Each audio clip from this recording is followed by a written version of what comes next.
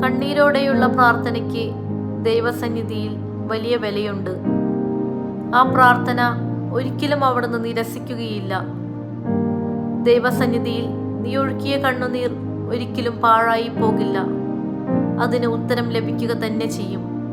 Jeremiah പ്രവാചകന്റെ പുസ്തകം 31-ാം അധ്യായം 16-ാം വാക്യത്തിൽ അവിടുന്ന് നമ്മോട് പറയുന്നു, കരച്ചിൽ നിർത്തി കണ്ണീർ തുടയ്ക്കൂ, നിന്റെ യാതനകൾക്ക് പ്രതിഫലം ലഭിക്കും.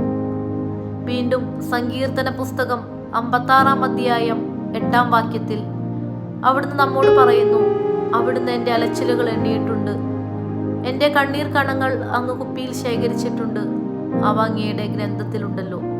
വീണ്ടും 2 രാജാക്കന്മാർ 20-ാം അധ്യായം 5-ാം വാക്യത്തിൽ നമുക്കിങ്ങനെ കാണാം, ഞാൻ നിന്റെ കണ്ണീർ കാണുകയും പ്രാർത്ഥന കേൾക്കുകയും ചെയ്തിരിക്കുന്നു.